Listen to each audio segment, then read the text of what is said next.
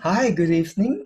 Um, Welcome to our CPD for tonight. So tonight we're going to have a different format. We're going to have it as a talking point in which a panel of professional coaches will be joining me in more of a dialogue sessions to talk about the rise of professional coaching. So we're going to have this dialogue session for about 40 minutes before we engage in a Q&A questions with our audience that is over on the other side. Okay, so before we start, let me just have our professional coaches, our speakers here to briefly introduce themselves. So who would like to, well, let us know your name and where you are and what sort of coaching are you currently involved in. Okay, so who would like to start first?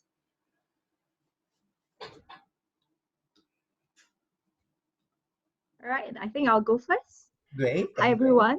My name is Joanne. I'm an ICF PCC coach. Right now, I'm an internal coach with the Singapore Financial Services, and I've been coaching a broad spectrum of clients, ranging from senior leaders to middle managers and young officers. I also do a little bit of mental coaching on the side for startups because that's also another passion of mine. Great. So this is Joanne. And where are you located, Joanna? I'm located in Singapore. Thank you. So we have Joanna from Singapore joining us. And who would like to go next? Hi, I'm Piam Suks from Bangkok, Thailand. I'm a external coach for executive, for leadership, and also the mentor for the credential who would like to the coach who would like to be the credential coach. Great. So you are located in Thailand. So that is Piang Sut. Great. And who would like to go next?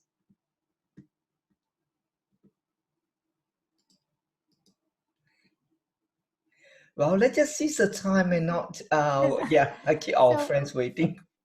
Hi, I'm Azadeh Entizami. I'm based in Dubai, and I'm actually an individual life coach. So working together with moms and to also venturing into working together with young students. Wow, that's great. So that is Azadeh. How about Ratu? Where are you from and what are you doing? I'm in Romania. I work in one-to-one coaching, also in team coaching with companies, let's say big and small. And also like Joanne, I'm also mentoring startups. That's great. And finally, Andre. Hello, I'm based in Romania like Radu, and currently I work with individuals and teams, small size teams, normally. Great. Thank you. And we also have Julia joining us. Julia, are you here with us? Great. Julia, would you like to introduce yourself? Hi, welcome everyone. I'm based in Malaysia. Restricted movement, cannot get out of the house. So I've been indoor whole day for the last few days. So this is a nice place to meet up with everybody. Sure, thank you. I'm an external coach as well, and my clients are mostly from the corporate. This is where I used to work, and this is where I like to serve my clients. And at the moment, I actually work quite a lot on virtually, so which is a good way for now. Yeah, because the Malaysian clients are not so into virtual coaching. So yeah, now I'm taking a break from that. Yeah, but good thing I'm still busy virtually. Yeah, I also do some mental coaching as to help some of our students as well to be credentialed. Yeah. Great. So we have a wonderful 6 professional coaches representing different sectors. So today's topic is on the rise of workplace coaching, and I guess there's no denial that coaching is one of an intervention or one of initiatives that organization is currently using. So we're not denying the relevance and the benefit of workplace coaching. I guess what's really hot on the topic is well, we know the value and the benefit. The question is what are some of the um, what are some of the challenges that organization leaders are facing or dealing with workplace coaching? Okay, so anyone would like to share with me, regarding some of these challenges that organization is right now dealing with or facing in regards to professional coaching, workplace coaching, so sorry. Well, let me share with my recent experience. I'm doing a team coaching for a big corporation, and then the issue is always the team communication among the team. They want to understand what is the real issue, or what is the real problem, or what is the goal or the target that they would like to have the common understanding or the same direction of understanding of what they are going to do. So the thing is that each of the members of the team, they might interpret the issue in a different way based on their understanding or based on their experience.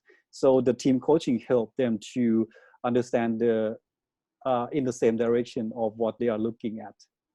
So this is what I've experienced right now in my one of my projects.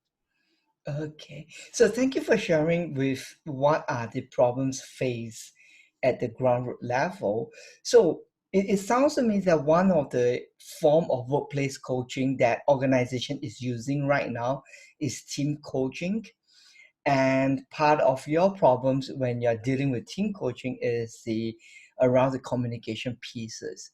Now, back to your own experience, Spencer, when you are trying to have organization to do team coaching, what do you think are the problems actually organization leaders are facing when they're trying to implement a team coaching, or when they try to engage you to do team coaching for their organizations?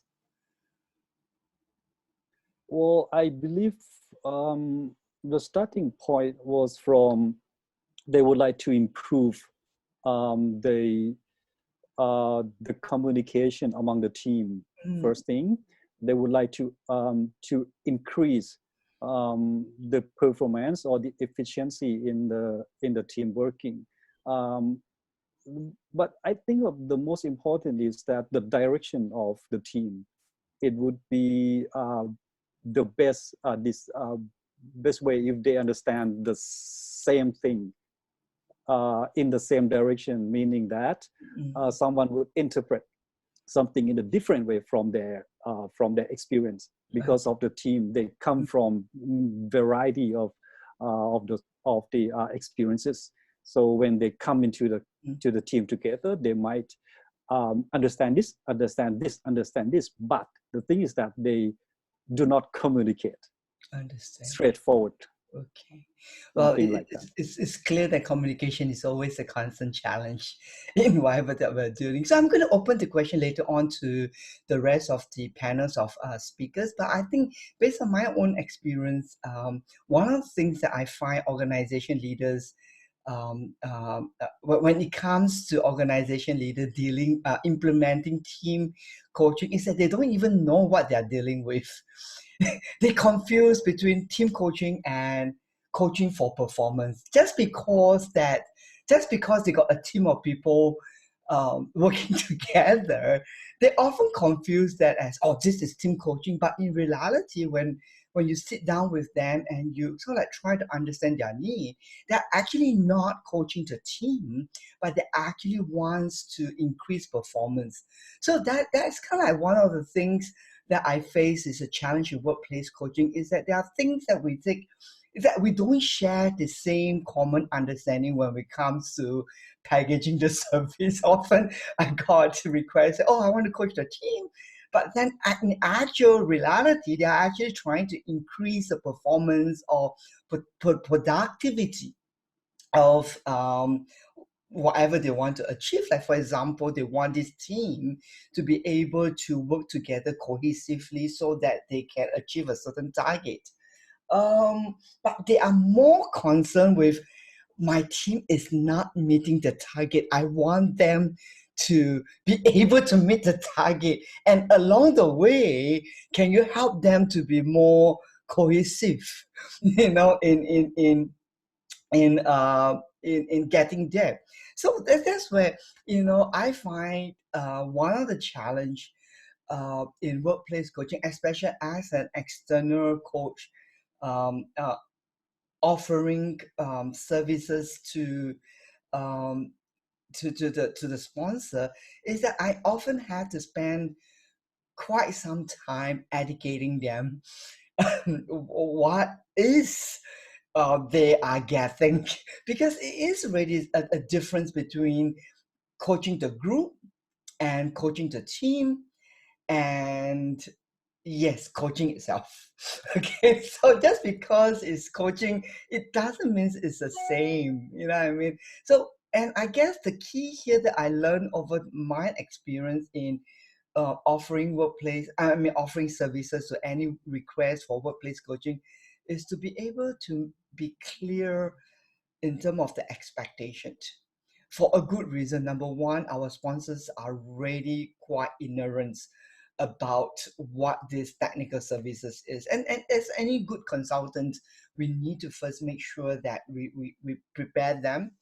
And second, why is that important? It's important mainly because not only that we need to be clear with what we are getting, it also impacts the overall assessment, because if you're not clear about your expectation, it's very difficult to measure the outcome. And trust me, coaching a team is not the same as coaching the group to achieve a certain outcome, because it takes far more effort and a different setup when we come to team coaching.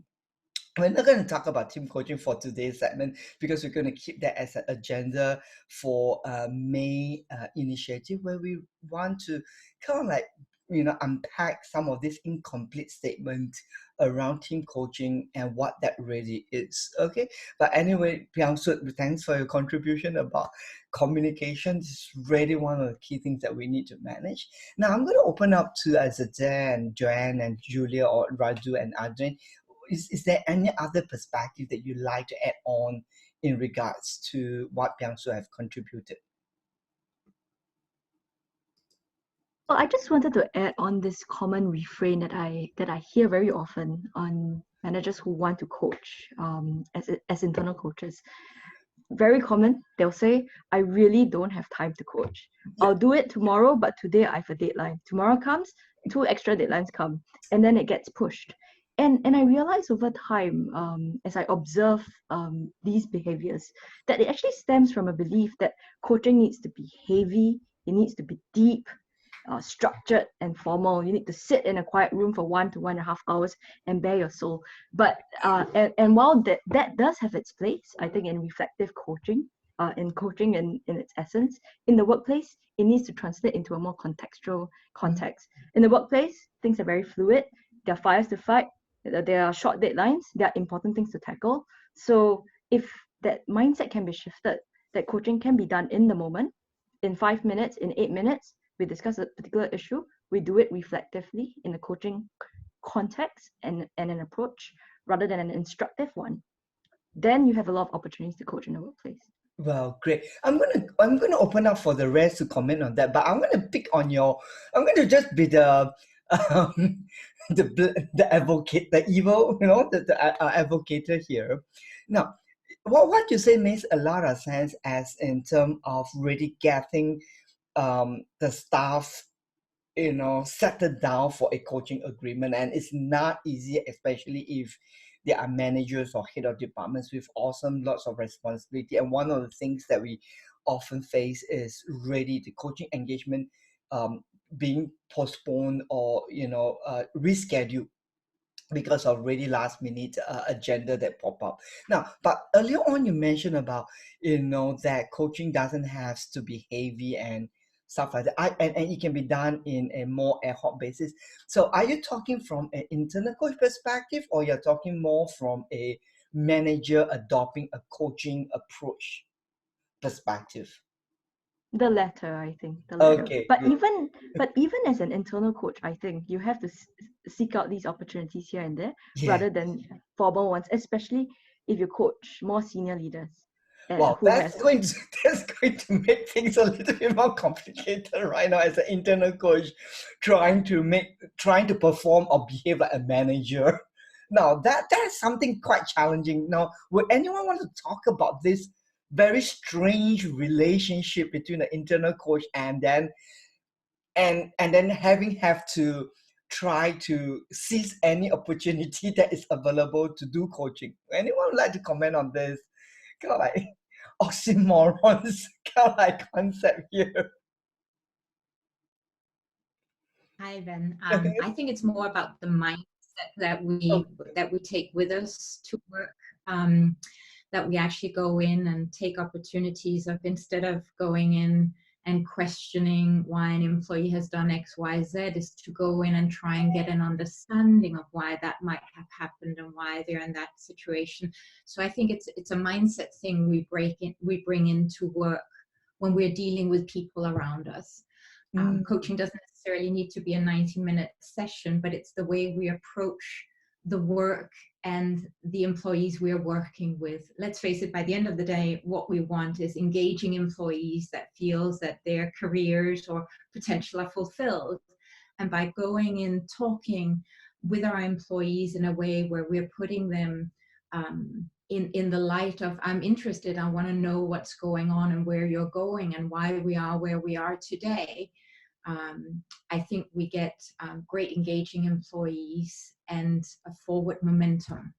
Well, great. So I'm going to stretch everybody's mind again here by making it a little bit more complicated. As in, what I'm hearing P you mention is, well, I think the mindset shift is going to be a critical and ongoing process to ensure a good return of coaching, a good return in terms of your coaching intervention. And I guess that is going to be ongoing process of cultivating a culture, and it's not going to be a one events kind of thing.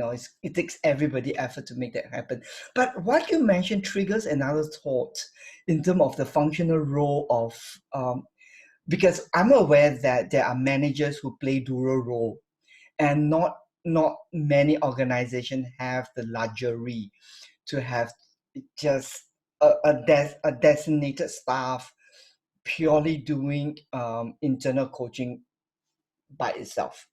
Okay, this is multiple role, especially in today's economics where everything has to be leaned and kind of like multiple roles and cross-functional stuff like that. So how do we navigate this complex relationship in which you are perceived, no, you don't perceive, you have the position as a manager, and yet at the same time is to be perceived to be coached like, or to do the job of a internal coach? How do you go about navigating this delicate balance between these two quite opposite polar?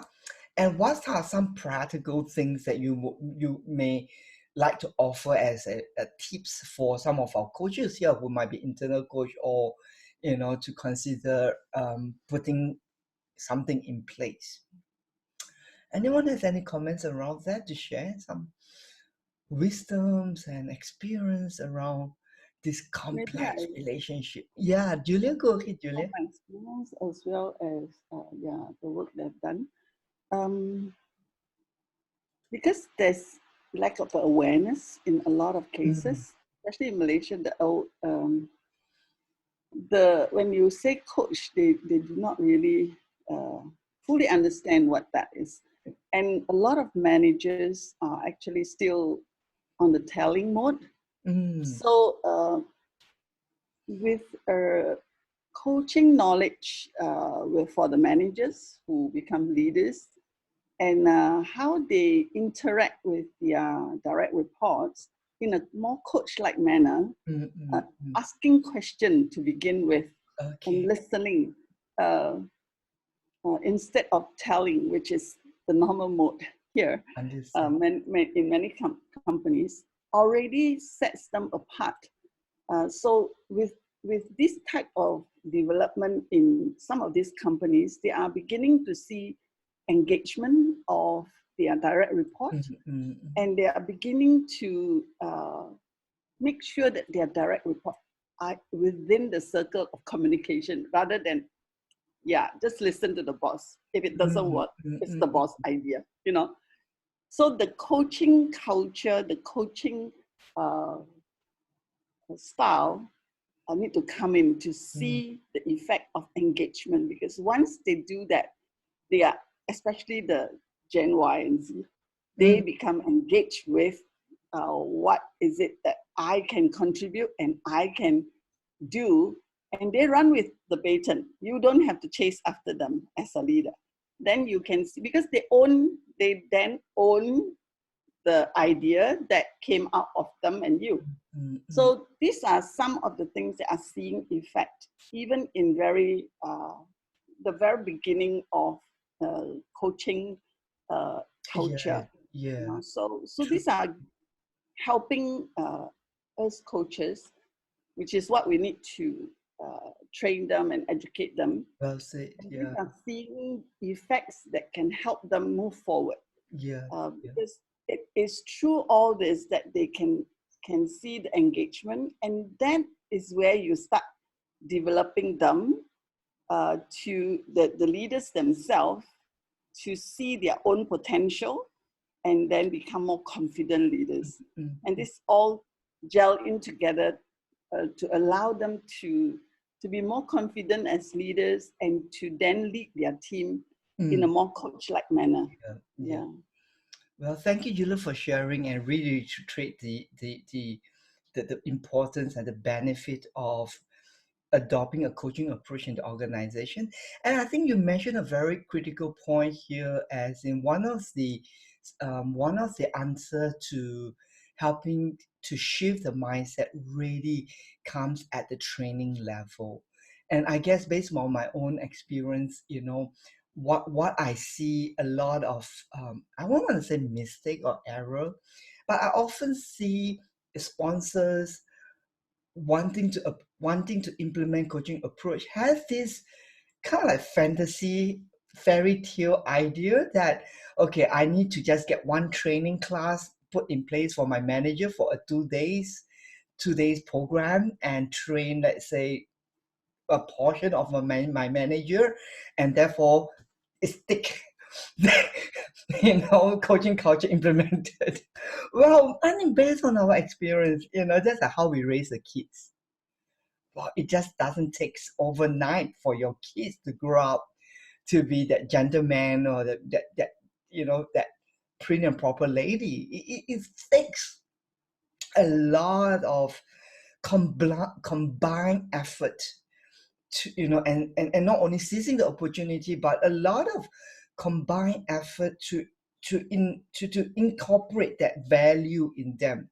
So having that one kind of like that mindset, that one workshop is good enough to make a difference. It's not going to amount to any different. You have to see, well, for those who are external coaches out here, out here listening to us, if you do have an opportunity to pitch a sales to an organization in hope of stimulating the coaching approach in the organization, you need to see that as a multiple prong of, first of all, to make the training as commercial, as consumable as possible, to target a big audience. And you it's kind of like, okay, let me just start from a bigger skill to a lower skills. First of all, you need to identify first your managers who will be doing coaching, key leaders who are managing teams or managing people, because they are already the key influencer. You want to make sure that they're well invested in terms of getting proper training. And trust me, it doesn't pay well to go for a cheap solution. As to say, you throw peanuts, you get monkeys. Well, if you can, sometimes you don't even get anything back. It is a world of difference between, anyone can teach coaching skills, trust me. Okay, it's not difficult to teach closed-ended questions, open-ended questions, leading questions. These are just common sense. Everyone, any facilitator can do that.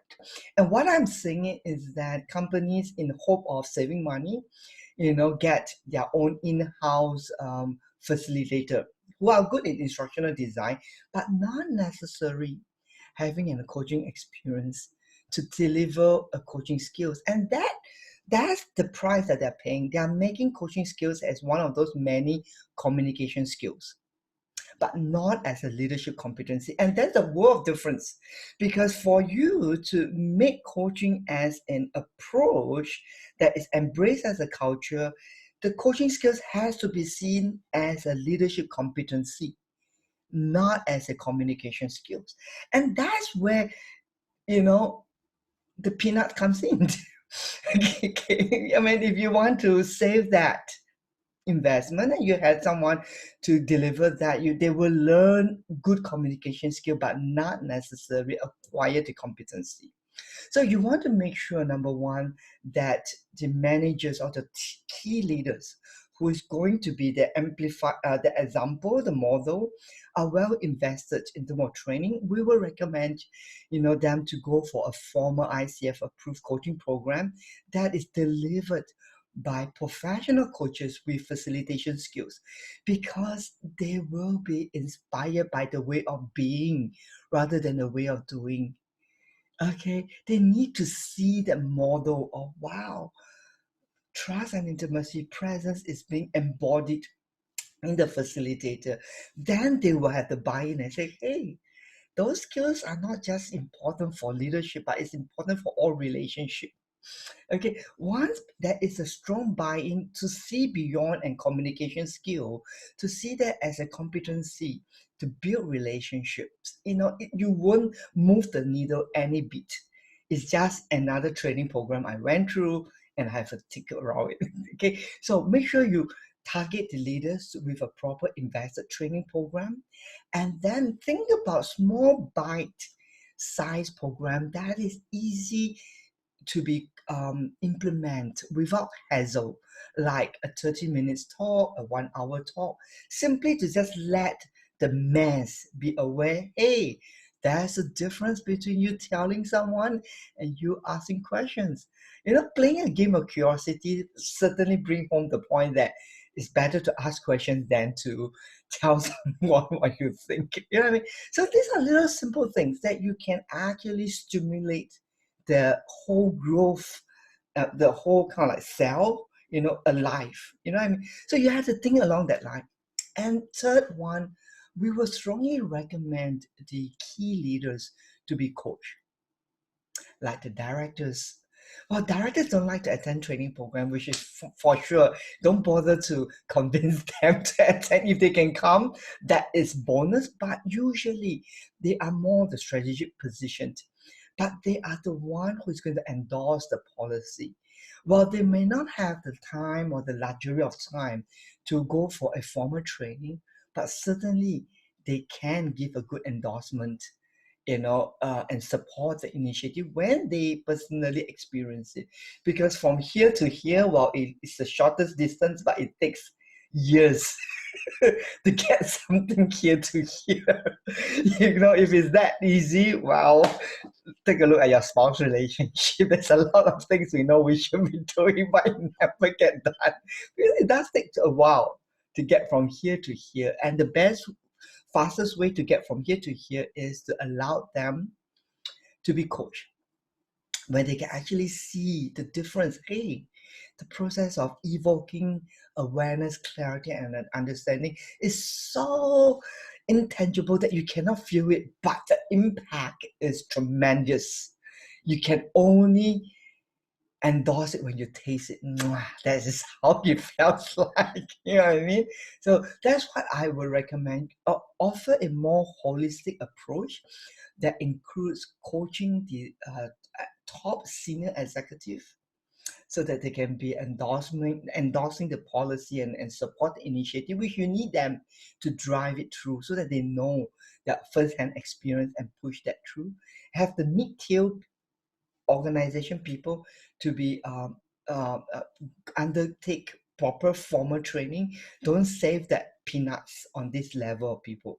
Okay, improper, incomplete training equals to incomplete, partial delivery. Okay, so make sure you target the middle level with proper training, and then for the lower tiers, and you can just make it creative. Podcasts nowadays, 15 minutes podcast, or for some organization, you might want to roll out an e-learning module in which you get them to complete modules on their own timing. And right now in Singapore, we are big in continuous development program, at on time, on target, with digital platform and stuff like that. You can target the mass, or all you need to do is just a little bit just advise or kind of like get the HR department to revise initiatives to reward learning. So if they are able to complete a certain module, get it, give them some incentive, and incorporate that as also a coaching performance a metrics, so that they get feedback that they ask more questions than leading. So these are little small things, but it will contribute. If you compile them, over time, it does shapes a behavior exactly the way we shape our child behavior with little small incentive and marking the progress and celebrating that. So it does take some good effort. So my advice for friends out there: engage a proper professional consultant with coaching knowledge and experience to do your coaching initiative. It does save you big, give you big, you save big time. Just like how you renovate your house, you make sure you did a proper one, not when you move in and then you start renovate it as you're moving. It is more hassle and cost you more. Okay, so how about other panels of our speakers, and anyone would like to add on to this current discussion? I would actually, because from experience in the corporate world in many years, and it's just with what you were just saying, it is so important to get that top layers buy-in, because we're all looking at our learning money these days in the industries, and there's not a lot of it, and making sure that when we then commit to something as big as, for instance, creating a coaching organization, that we get return on investment by making sure everybody has bought in. It's not a good role modeling if we'll ask the managers and the line employees to do, but then at the top director level, we're sort of beyond it. So that buy-in from the top, whether it's coaching sessions or a condensed version online, so they can sit in and still get the buy-in to what it is and learn the fundamentals, so that when they go into a meeting, they're speaking the same language. I think that's fundamental to success. Well done. And I remember one of my projects I'm working with, we want to inspire confidence in coaching. So what we do is that we get testimonies from employees who have received the benefit of coaching personally, and we sort of like make it our story or my story, in which to share how through the coaching initiative allows them to break barriers and acquire new shift or mindset. You know what I mean? So these are success stories that will kind of like allow people to, especially in a culture where people are new to coaching, they will perceive coaching as, okay, some form of the organization kind of like initiative to spy on them, you know what I mean? So it kind of like it's kind of like through those success story, it gives them a different outlook and feeling on what it can offer to them. Yes, so that is some creative story. Now, just want to acknowledge Alina and Abiola who have just joined us, coming in. So let me just have them briefly introduce themselves and then get their thought around some of the discussion that we have been so far. Alina, would you briefly introduce yourself first? Yeah, sure. So I'm Alina Ionescu. I'm from Bucharest, Romania.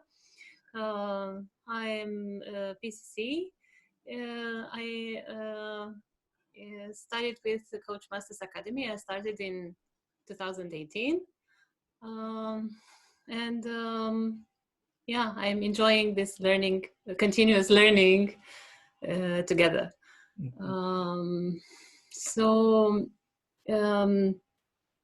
Related to what you said previously, what I experienced, it is that when the managers have the opportunity to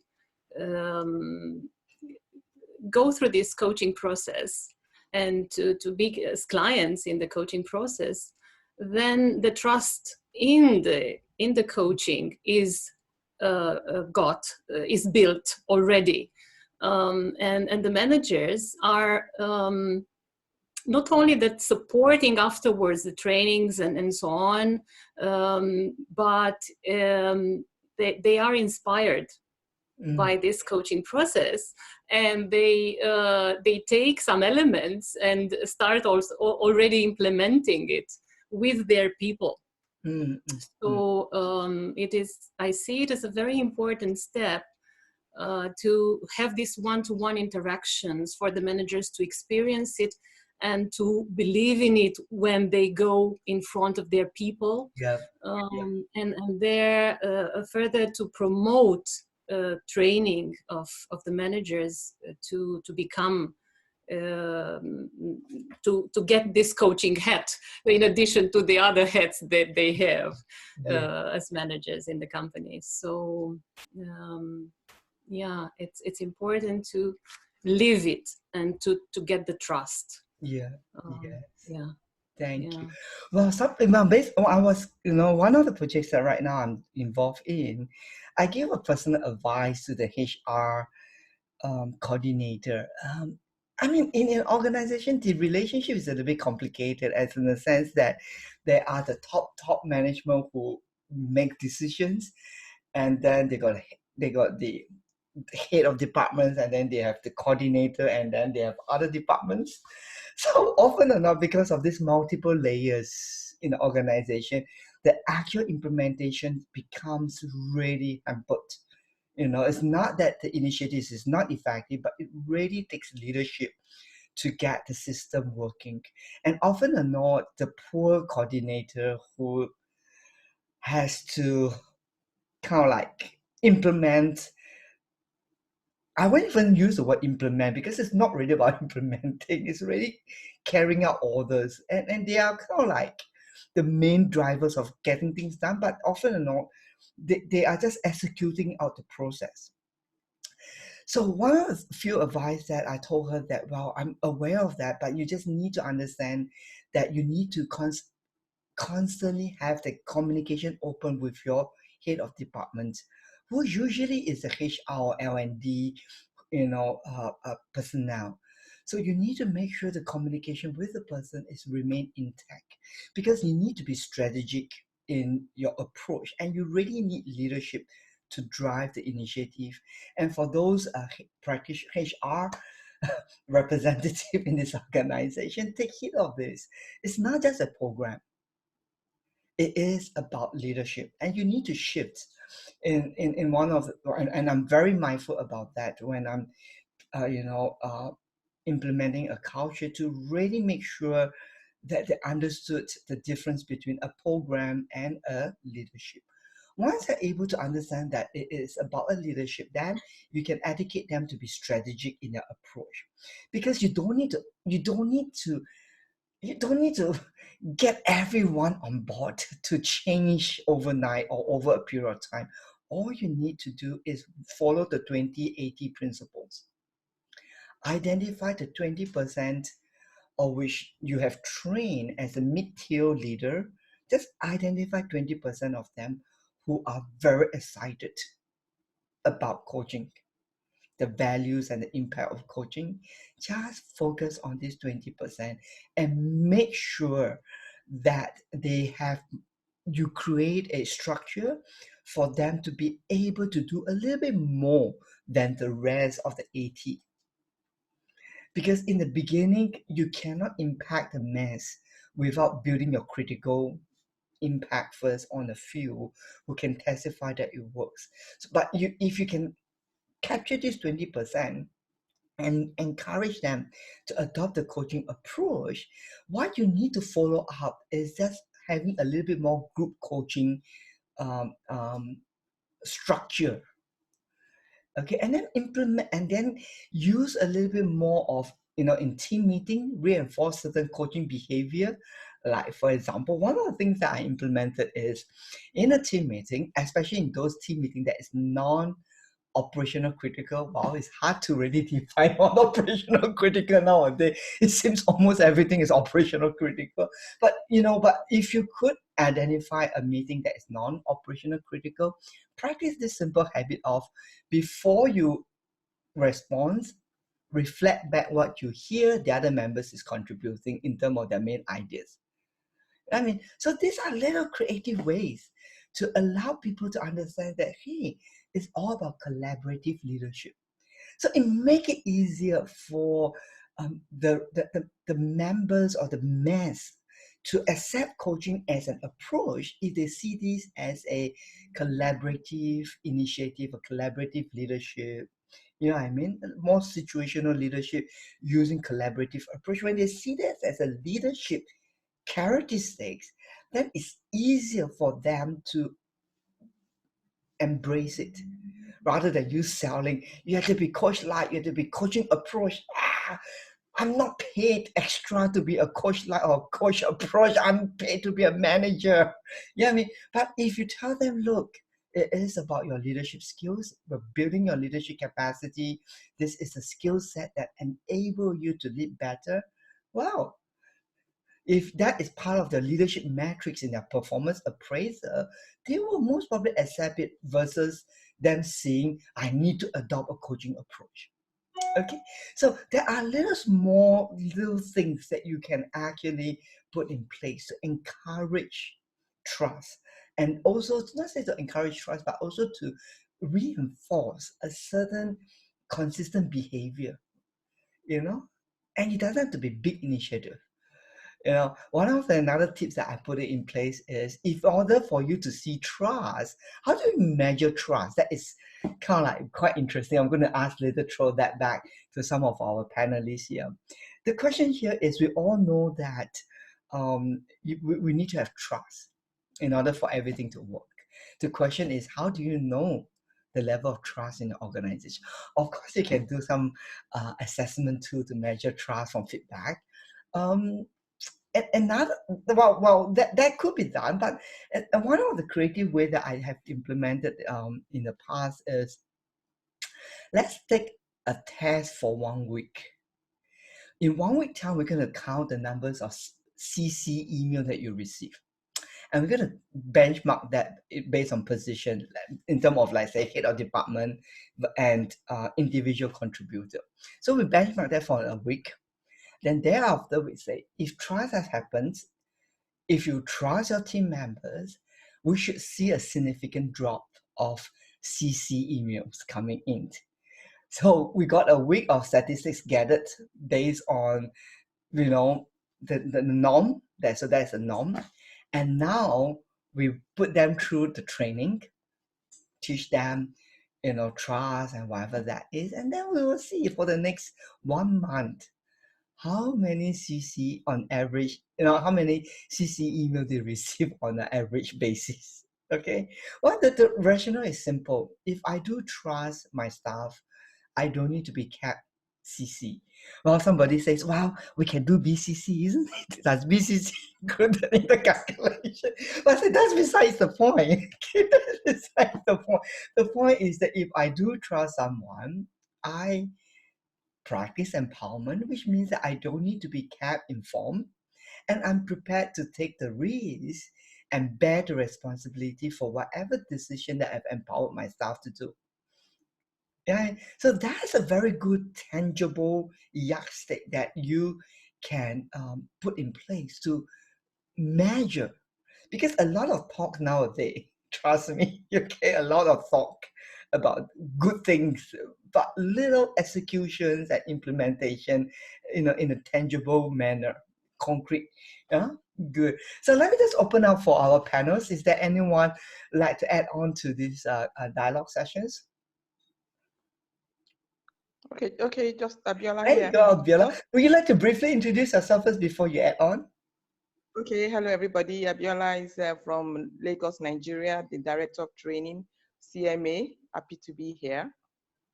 And I just wanted to reinforce or just to add on to what Ben has said, to say that coaching within the organization is actually a leadership skill, and it is a leadership trait that the coaching style is a leadership trait that must be evident in the way the leader leads its team members and also relates with everybody within the organization.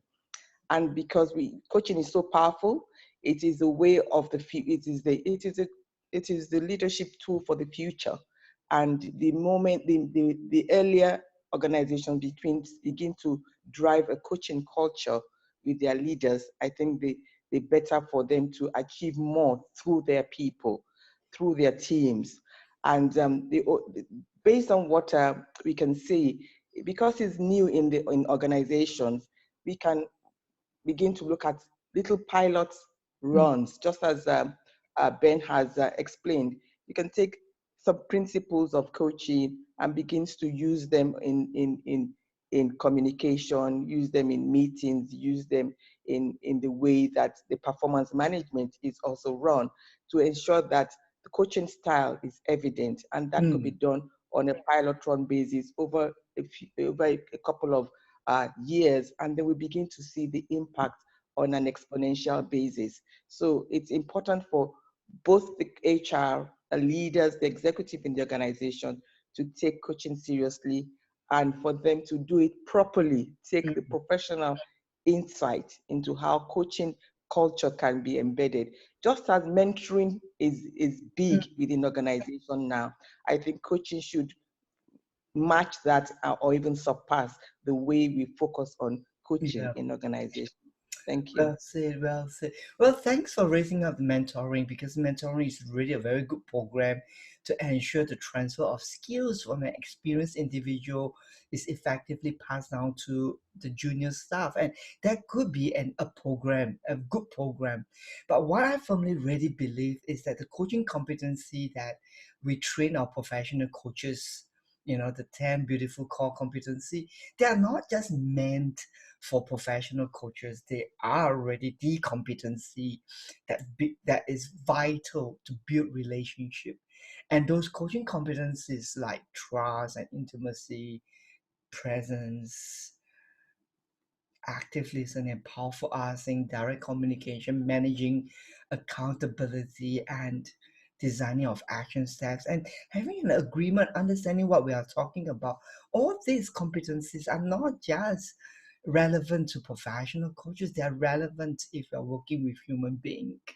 So I'm going to ask Azazel and Radu to contribute a little bit around, how do you see those coaching competency that ICF demand as the kind of hallmark of professional coaching? How is that relevant, or applicable to a workplace coaching context? Or so coming back to what you mentioned before, Ben, I think it's really that point about that it's not really about learning a set of skills that we do. It's really when when you follow a training, an ICF approved training, you learn to really integrate these core competencies into your being so that they no longer become something that you just do in order to perform an act of coaching, because coaching itself will no longer become something you do. It becomes something that you actually are. And all of these skills, such as presence, demonstrating presence, such as listening, they transform the way you do anything. So it's not only about how we provide a space for our clients to be able to use their fullest potential, but we ourselves first, as trained coaches, learn to extend our potential in all of these skill sets. And that is how we're able to hold that space for somebody else to do that. And that's why I really also appreciate this discussion about creating better leaders, because this really transforms the people that we are. It transforms not just one skill that we incorporate, but it really changes our perspective. It changes how we see things, how we listen to things, how we understand. And this in turn allows us to perform better in anything that we do. Yes. Thank you. That really ties back to Piangsu's earlier on statement beginning that, one of the greatest challenges is really communications and getting our message understood and be understood. Great. Thank you for your contribution. Raju, how about you? Anything you'd like to mention in regards, our discussion so far? My feeling or my belief is that actually leadership is in fusion with coaching now. So it's a lot of need in leadership of this skill. So we can see it because all the new organizations, they are activating from this mindset of participative leadership. And in this kind of way of working with people, coaching is a must in order to build engagement, in order to build loyalty, and also to build performance, because this is maybe the first thing that managers have in mind is performance. But actually coaching is a more strategic approach to develop, to be future fit. So it's not for today, it's always for tomorrow. Good. Thank you. Well, I'm not sure how our discussion ended up talking about leadership, but it reminds me already of the big shift that is happening in terms of seeing leadership skills as building leadership skills and training leaders with leadership skills like communication skills. And but then now we're not talking about leadership skills. We're talking about leadership competency. We're talking about the competency of listening, not as a skill, but as a capacity. It's not just learning the fine art of just communicating, but develop the capacity to make sense of what people are trying to express you. And that requires really a shift between learning something as a way of achieving a goal, to be the kind of person, be the kind of leader, and learning to nurture that as a way of being rather than a way of doing. So, and that really shifted the whole kind of boat in terms of today workplace context. Okay, we don't have time for training. Just do a half a day program and make sure all the things that you need to taught them is taught in the class. Well, we need to slow down a little bit to understand, well, you don't become the perfect wife or husband in just overnight. Well, there are certain things that you need to know, but it does requires a different approach to get your leaders to show up differently. Great. So I'm going to right now open up for a time of Q&A. So I'm sure we've talked a lot from communications to the coaching approach, back to the implementation of coaching culture, and then talk about leadership competency. There's quite a lot of things that were spoken. So I'm going to open up to the floor here to pick up a few questions here. Oh, Pia, you forgot to introduce yourself. Would you like to briefly introduce before I take the question from the group? Thank you for one of the students that actually highlighted that. And sorry about that, everybody. I did have a problem getting in on the call, so I didn't get to introduce myself in the beginning. But my name is Pernille, and I'm the program director for Scandinavia with Coach Masters Academy. I'm also an executive professional coach, and I bring with me over 30 years of management experience from the corporate world. So. Great, thank you, P. Great. So now I'm going to open up for the floor. If you have any questions to our panelists, feel free to ask right now. You can do it in a couple of ways. First of all, you can just raise your hand using the icon that is under the participants list, or you can type it under the chat box, and then I will read it out. And let me know to whom do you want these questions to be targeted to. Okay, so now the floor is open for us to take a couple of questions from our audience. Anyone has any questions, any comments that you would like to hear from our panel of speakers?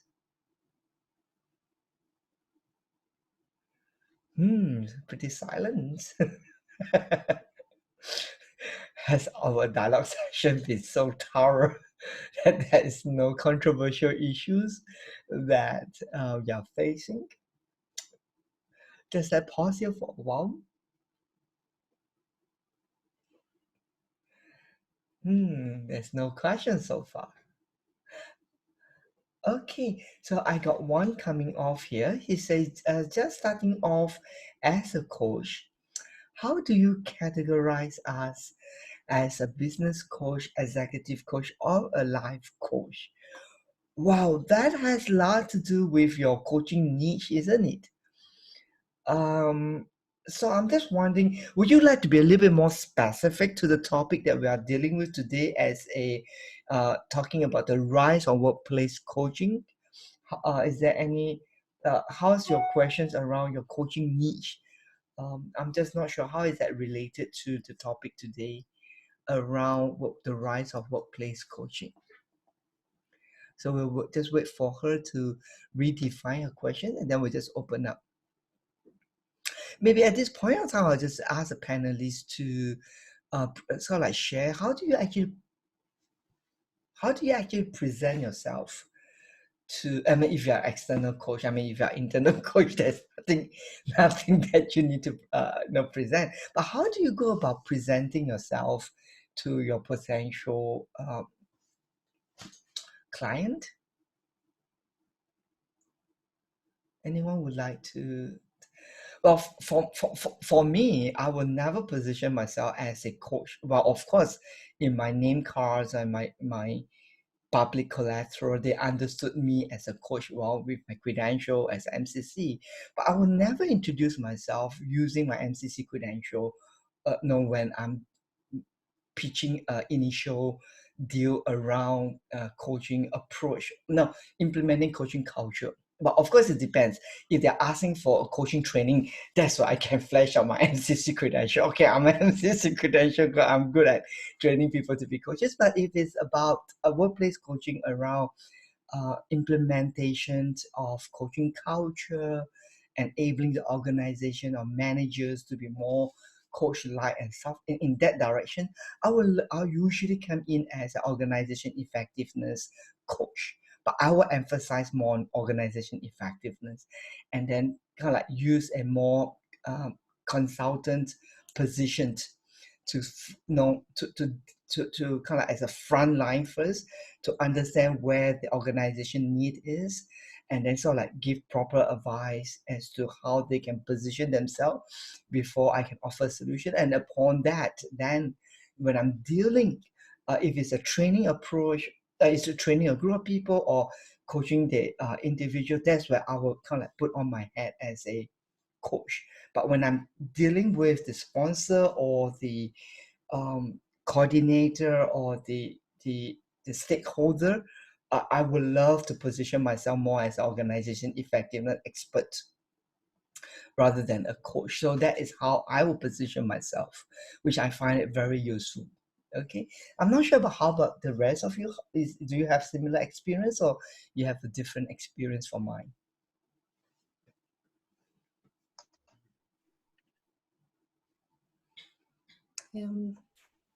I can. Actually, for Gerardo. me, it's okay. It's may I continue?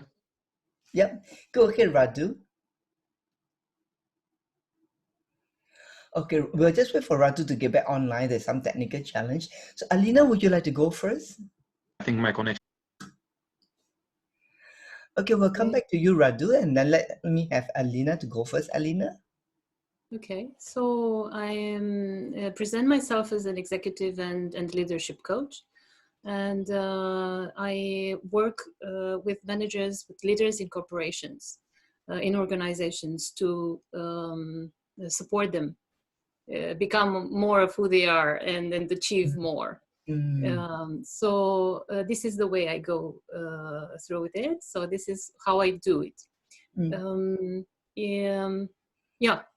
So great. So there's Alina approach. Anyone else has a different approach? Okay, if not, I'm going to move on to hope that will adequately answers Pia's questions. So I have a couple of questions here that's coming in. So I'm going to open up to our panel to respond. The first one is from So Y. He would like to ask any tips to cultivate coaching culture in a traditional company besides starting small with a few participants. I'm trying to buy our experience. Okay, so I'm going to open that up and to see is there anything that you'd like to offer to our audience tonight. What other tips besides starting with a small participants? Hi, P. Go ahead, P. I think it's all about finding the common goal for the organization and finding out what it is you're truly trying to achieve with going in this direction of coaching. Because I think it's important that we first verbalize what it is we're really truly trying to achieve, so that we can go in and then know the direction we need to go in. So for me, it would be find the common goal or the goal, the reason why we're going in that direction. And once you get buy-in, then it's going to be easier to go in full speed, if I can put it like that. So, yeah. Well done. And I think what you suggest really say something that implementing any culture is all the same. You know, it's whether it's coaching culture or it's whatever culture. I mean, the general approach is really be very clear with the big why and make sure that it's well articulated. So that is one. Okay, make sure the why is compelling and clear stated. So there's a lot of things you can do that. Then nowadays graphic design is so powerful. Slogans and that's come with a price. Okay, because it's not easy to come up with a good slogan, a slogan that will stick in the heart. So there certainly needs to be, you need to walk through the process of making sure that the slogan, that the why is not just a cliche. Advancing humans' potential, unleashing people potential. I mean, it has to be something that stands out from the stakeholder heart. And the last thing that you want to make sure is that it's not just a flavor of the lure. That means we're just riding onto the wagon. In your initial conversation with the stakeholder, you want to ascertain how ready they are to fully committed to the process. And from there, you have to assess how ready they are burning for this culture. And from there, you can support them to come up with an authentic slogan that that is really coming from the stakeholder, and then the rest of it are what I usually call cosmetic. Okay, but the getting that slogan out, that the word out from the stakeholder, that's the most valuable piece. Okay, so make sure stakeholders are involved and make sure that they are really burning with whatever that they are saying they want to do. And the way to let them burn is to ask them to come out with a slogan each that is not cliche. That's, as long as you get them work hard, they will see the value of you being a good consultant. Okay? Because those are the input that cannot come from the consultant. Those are the inputs that has to be generated from a committed user point of view. Okay, so as a good consultant, you want to make sure that your user is equally having something at stake in this process. If not, you are just not going to see through a successful, initiative. But that's one from PP. How about other people? Do you have other tips besides the purpose? Okay, no. Okay, no, hopefully that's good enough for so why. Let me move on to another couple of questions. There's one more by Hannah. Hannah says, how do you deal with getting a very specific coaching goal, such as I want my employee to become better in certain things like conflict measurements? My gut feel is that this goes a little against the working with the clients and seeing what is coming out. Also, how do you deal with the fact that the client is not necessarily the person to be coached? Okay, so there are two questions. The first one is about getting a very specific coaching goal where it is a bit against the working of the client.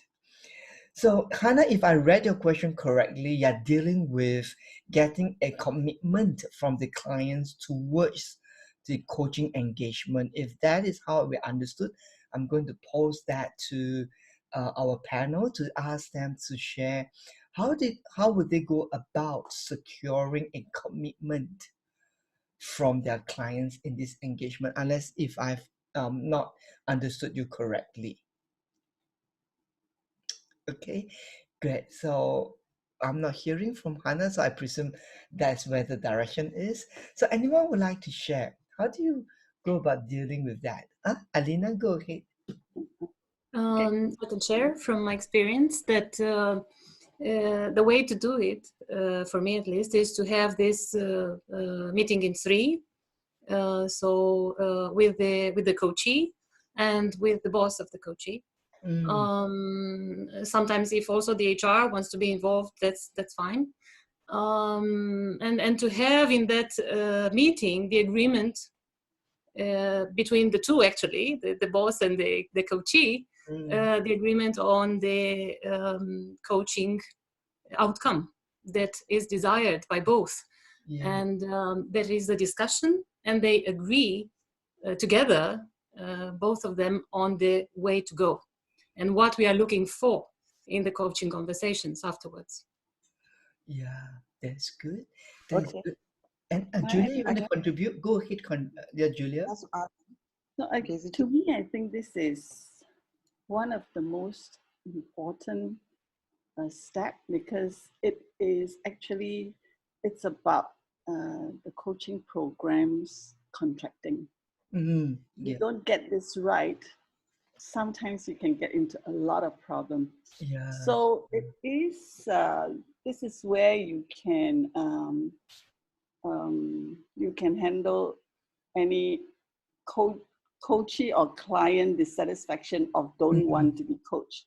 Because when you have a three-party, the sponsor, the client, and yourself in the meeting, it's also an alignment meeting as to what the boss wants of the client, of his direct report, and what the direct report wants to develop. So it is a goal alignment contracting, and a lot of the time, believe me, the sponsor sometimes doesn't even come. Sometimes it can be the representative of the sponsor, could be the HR, and then a lot of the time they are not sure what is it that they want. So it would be an absolute criteria for me that this part is done right, because halfway down the line, maybe half a year from that, they may come sort of an argument as to whether he's meeting what his goal is and all this, then that's where your contracting becomes so critical. So the agreement between the three parties aligned and properly spelled out, and also with measure of success, that it's the program contracting, not session contracting. Great, so great. It's really, really important. Great. So we highlighted the agreement and alignment. So Abiola, go ahead, Abiola. Yes, I also wanted to say that because it's the contract, the coaching contract is actually very key between the coachee and the coach. I mean, the sponsor also has an agreement which has to be done with the coach.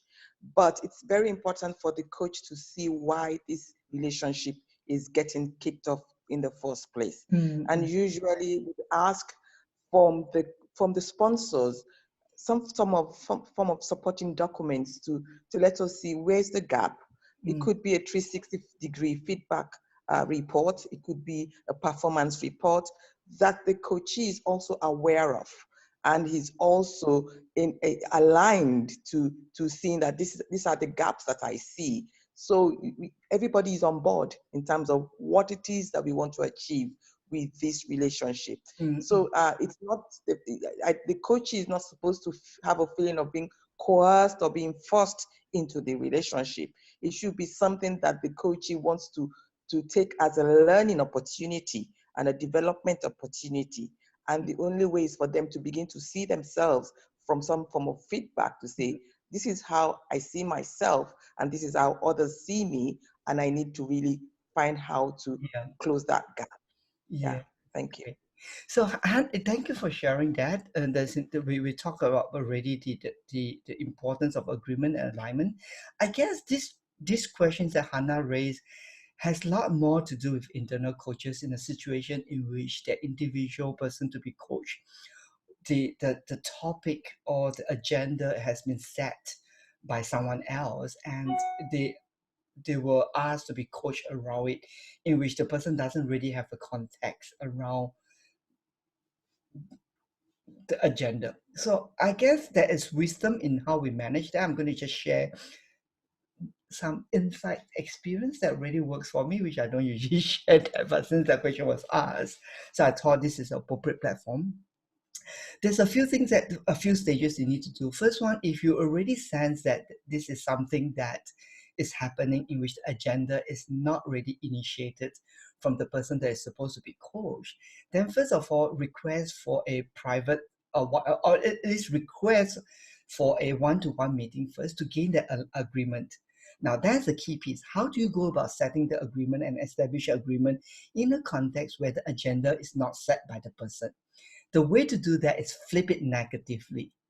For example, let's talk about Hannah's case, is to coach the person around having a better conflict management skills.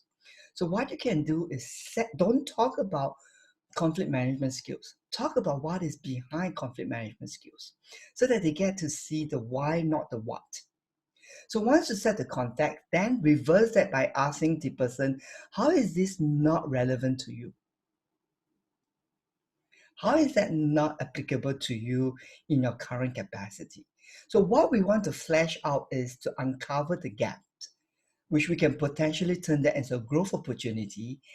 And once you're able to do that, you're actually coaching the person around a topic in which they can surface to you what they see as a potential gap of opportunity. So you'll be wise enough not to bring the topic of conflict management, but the why of what you want to achieve as a result of conflict management. That means better cohesive team and whatever that is, and then turn that into, how is that not relevant and not useful to you in your current capacity, listening for where the growth opportunity could be, and convert that into the agreement and ask the person to consider if this is the growth opportunity in this specific context of conflict management, how do you measure that out? And in terms of what do you see as your own breaking point? Breaking, we talk about growth barrier, breaking your growth barrier.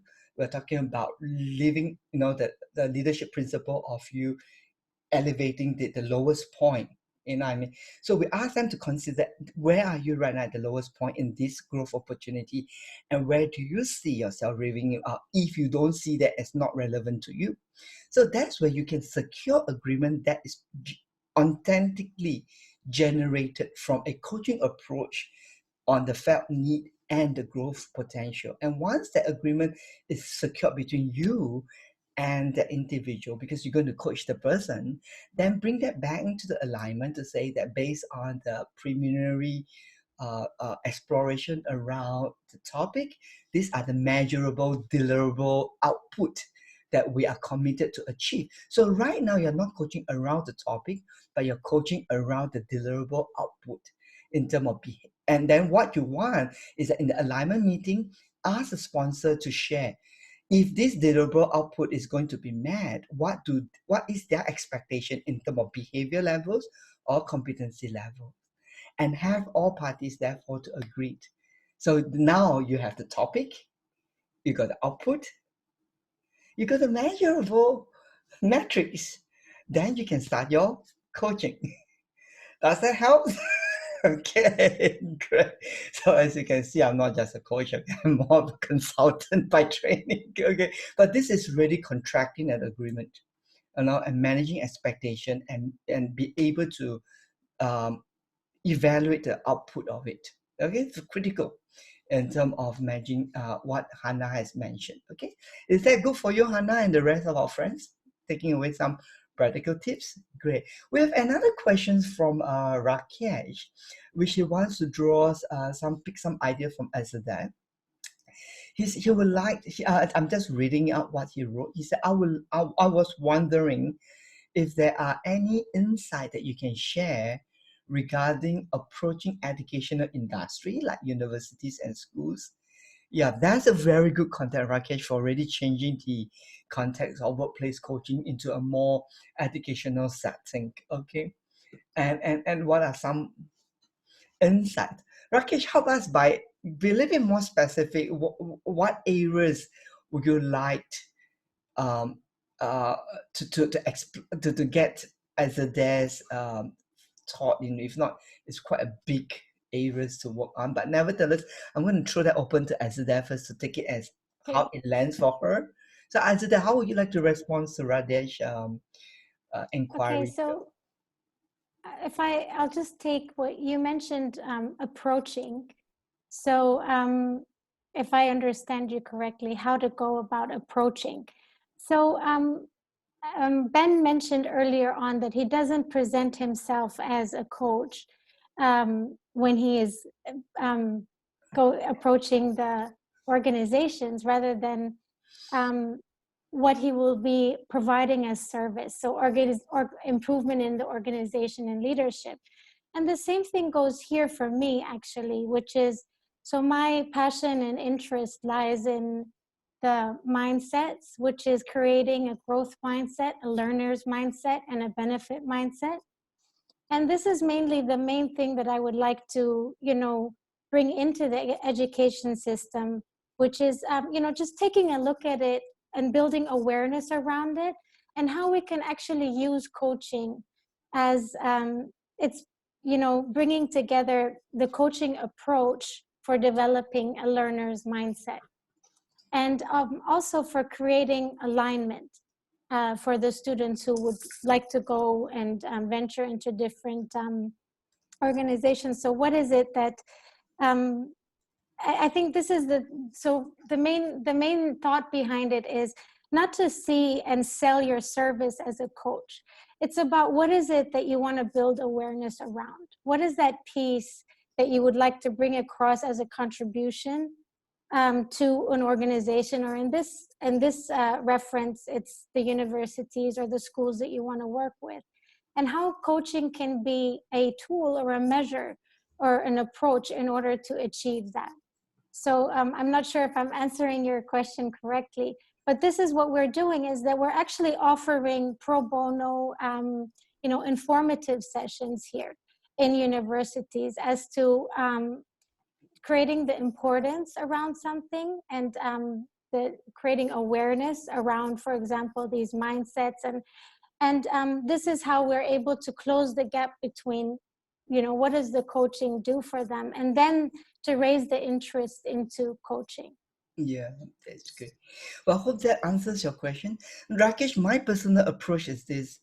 In working with universities is different from working for organizations because the metrics of measurements are relatively different. In educational institutions, they're more focusing on services rather than the actual. I'm not saying that targets are not important, but they're more concerned over the service rather than the actual productivity. So if you understand me correctly, so for that game, for that play field, there are two possible departments that you need to build relationship to. Just like in organization, we build relationship with L&D, the learning organization development or learning development organization, or the HR. In institutional setting, there are two departments that you need to make sure that you're a good friend. The easier entry point to get immediate success result, which is important in institution setting, is that they see immediate success rate. So mass numbers is the key to get them to trust your initiative. So you need to think about your strategy should be targeting the lowest hanging fruits that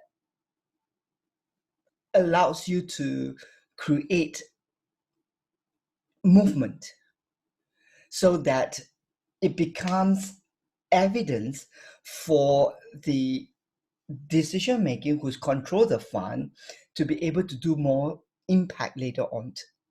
Okay, so the first entry point that you need to consider, which is easier entry point, is the career department.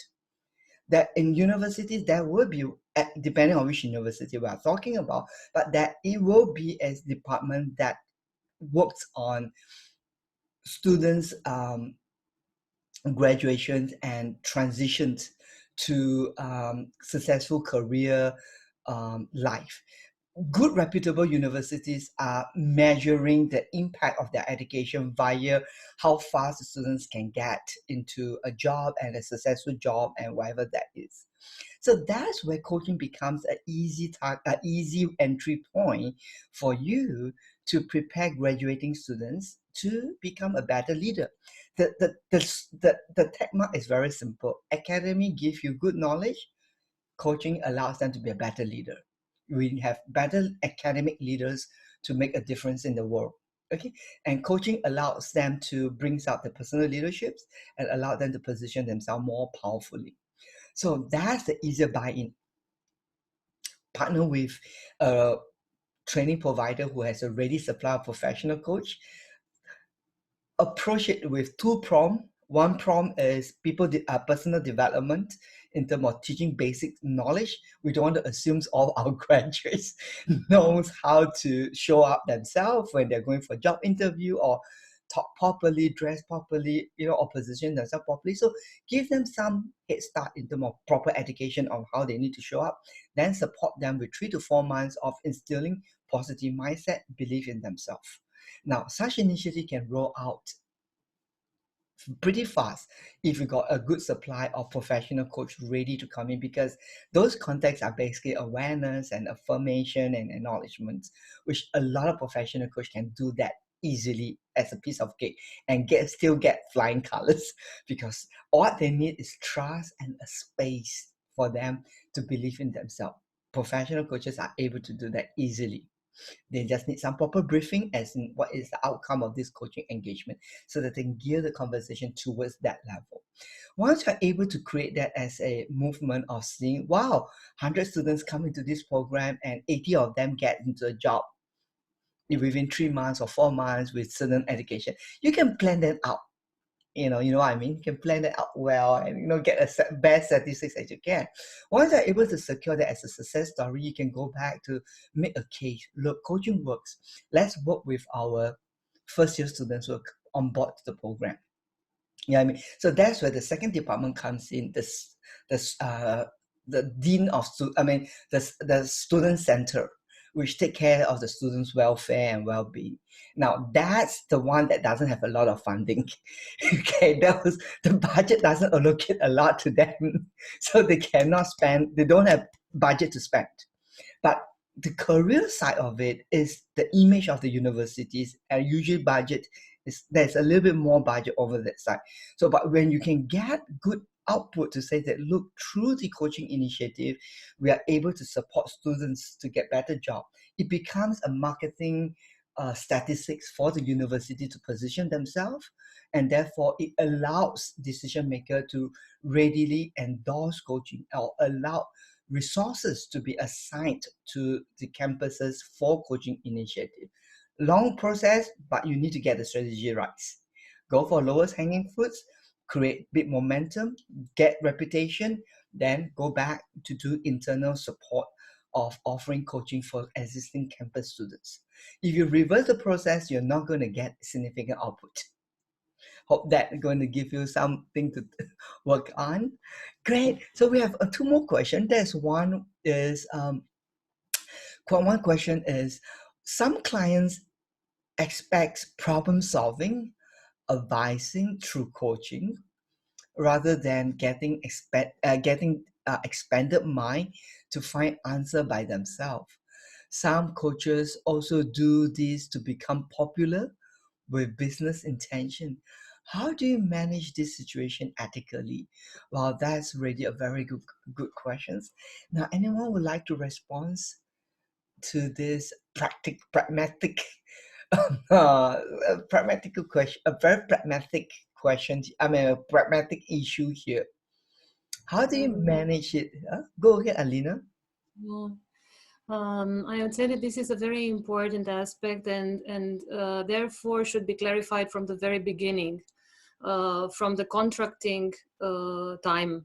When the things about coaching, what is coaching, what means coaching, what it is that is happening in the coaching conversation, what is not happening in the coaching conversation, what a coach does and doesn't do, and all these things to be put on the table and explained to the client so that they are very much aware of what they are going to receive.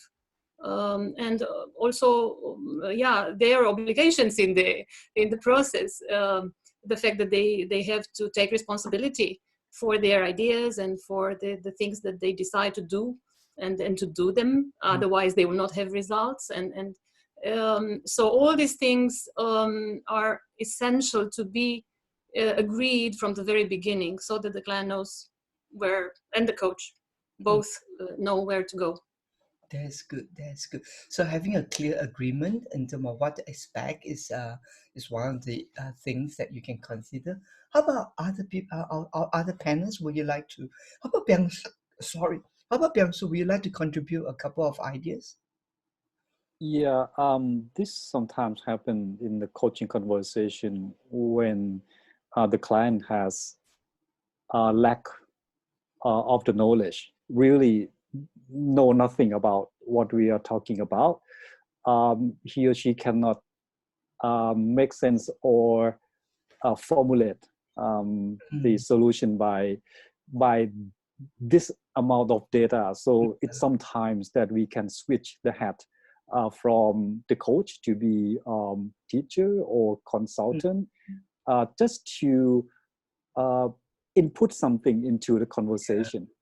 Yet after that, we can just switch back if we think that, oh, the information is enough for the client to work on or to move forward with the information that we input. So we can do that, just like switch on, switch off the role, coach, teacher, something. But the mainly, just like Alina said, this is the coaching conversation. This is the main purpose of the conversation. So we keep on what we are agreed upon in the beginning. So this is from the experience that we can do. Thank you, Byung-Soo, for sharing your experience. Let me switch over to Joanna as a different perspective as an internal coach and how she will go about tackling this issue. Any comments from your perspective, Joanna?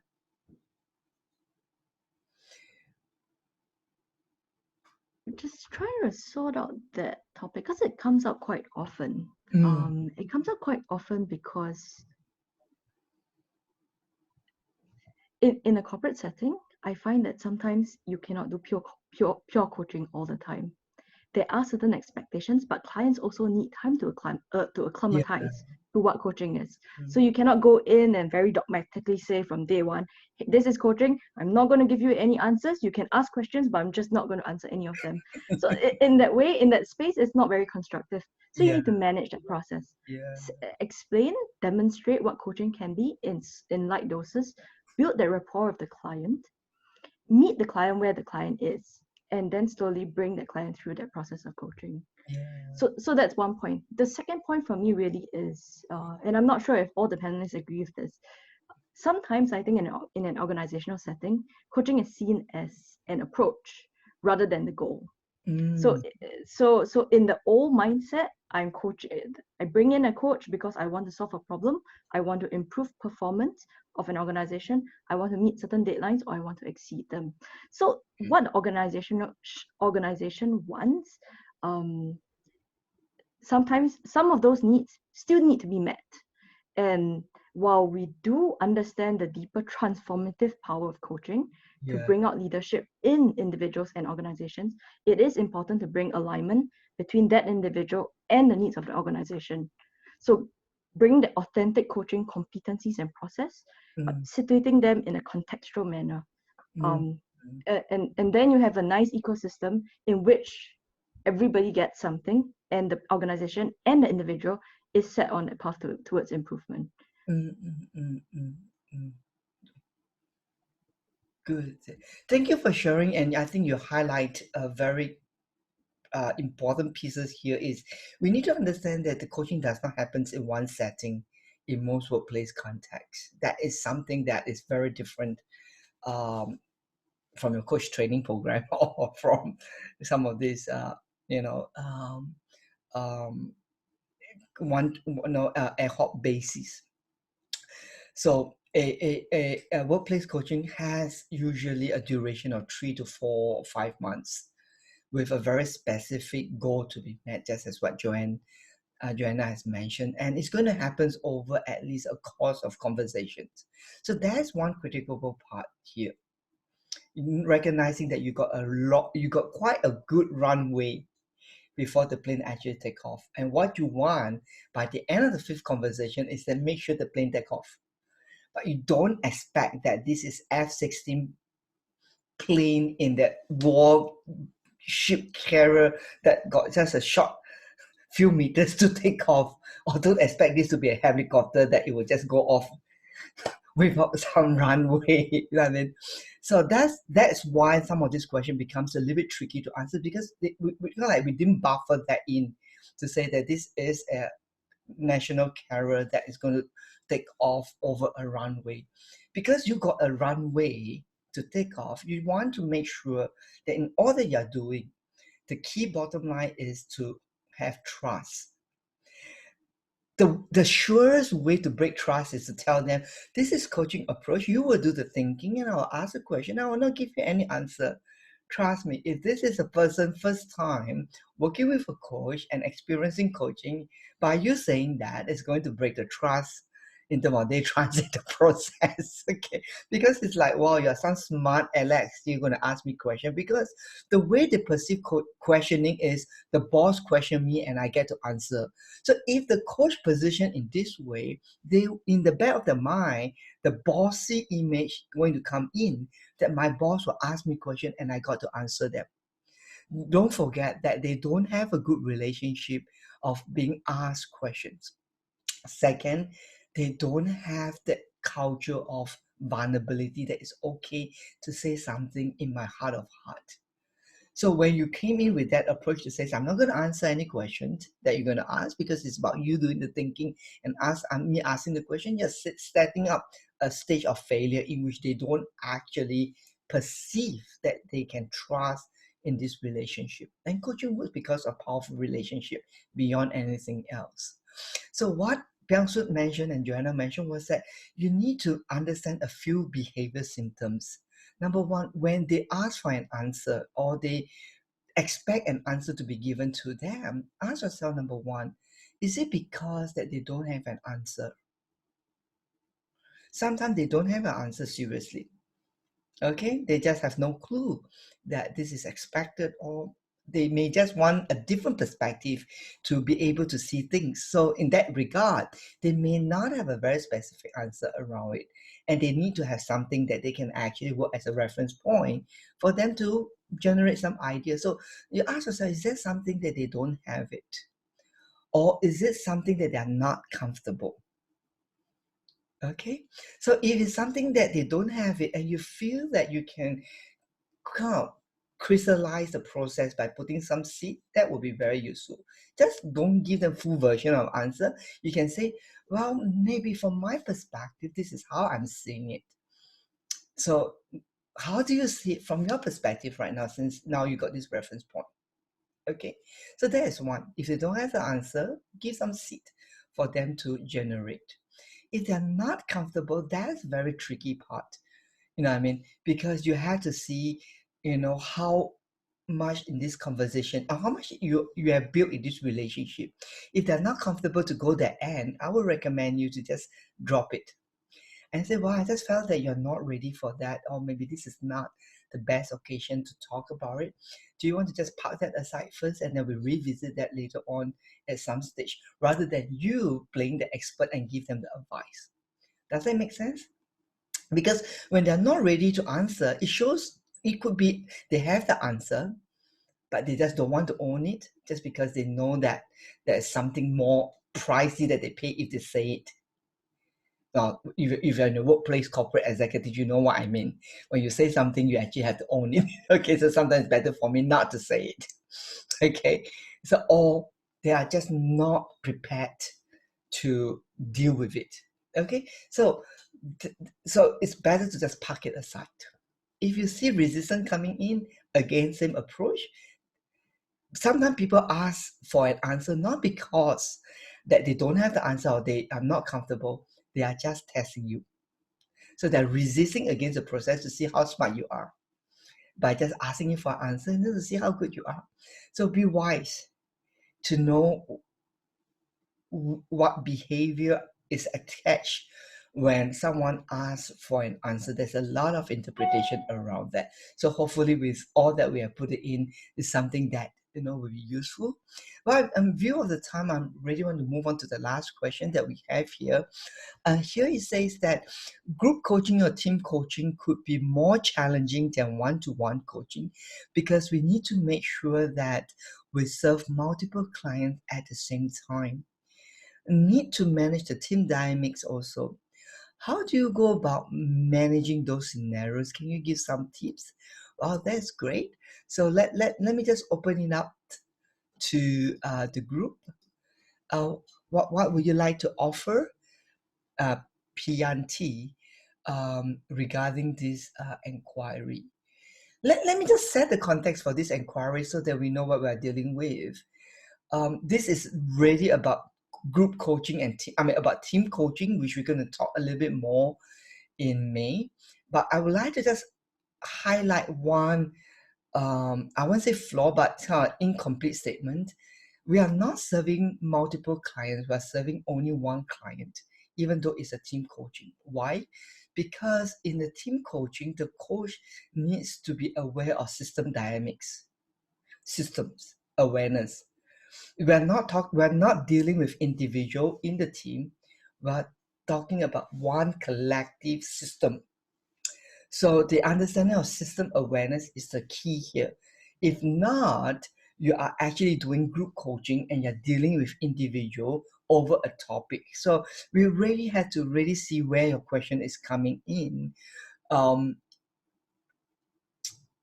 let me just rephrase that question into, in workplace context. How do you go about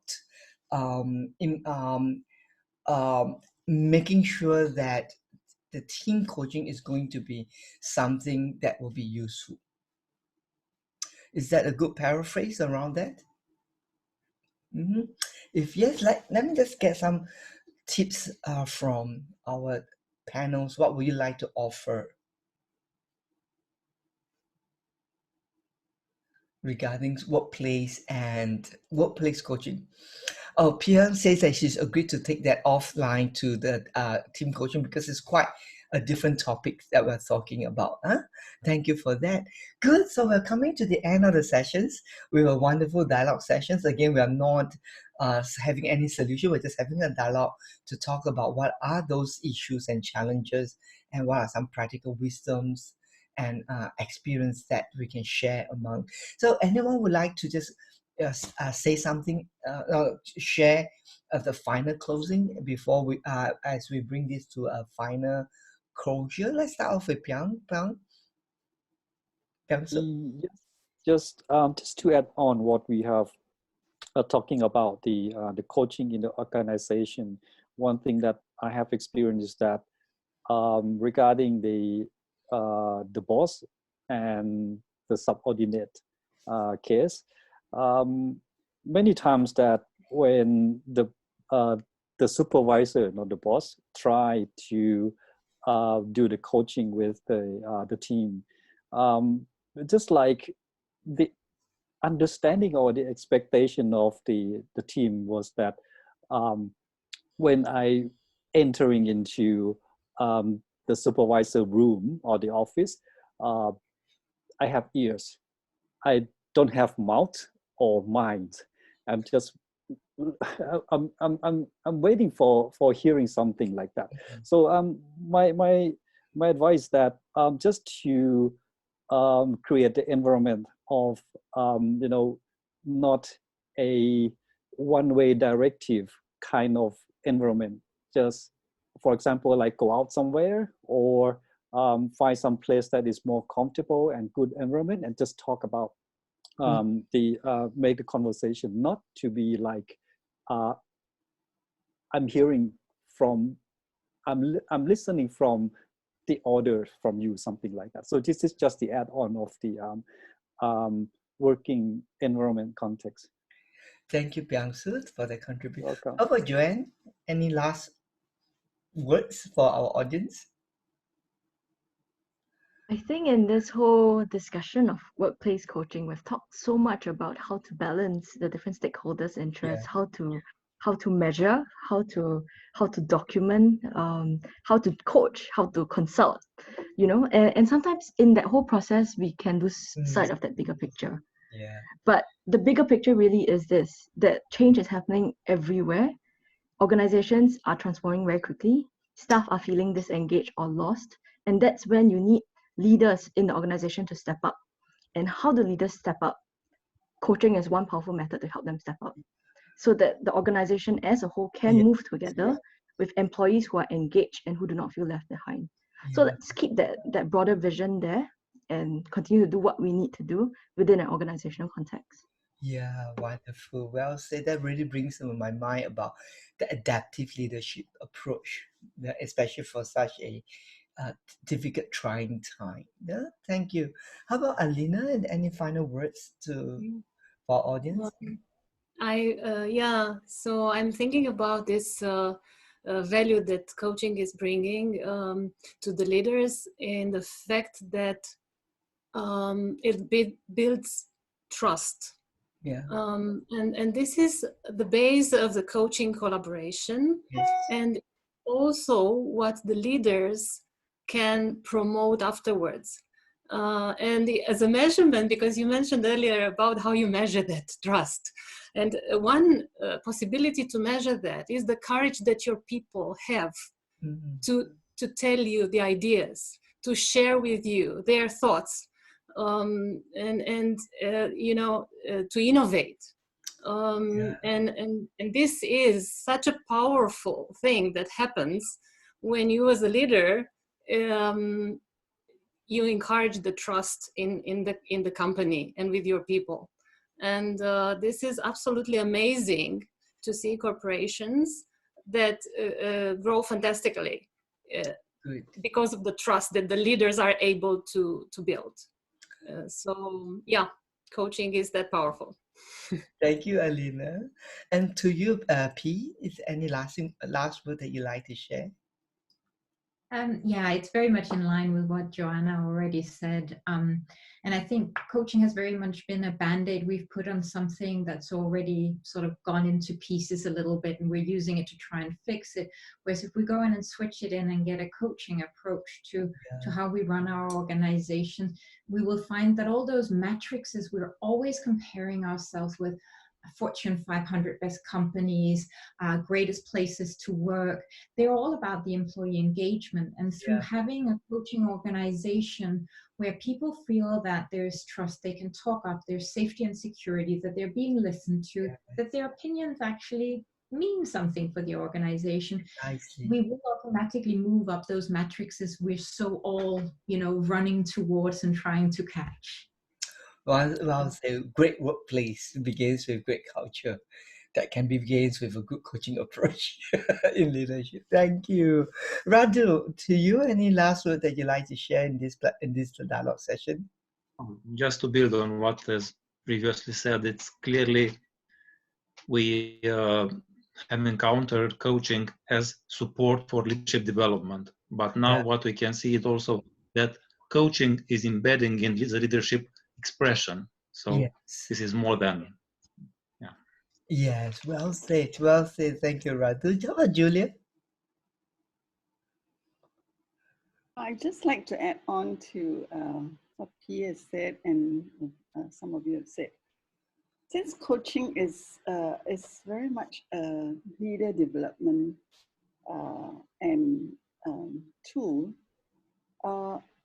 and for most of us who have gone through corporate, one of the things that we do sometimes is to take the Gallup poll.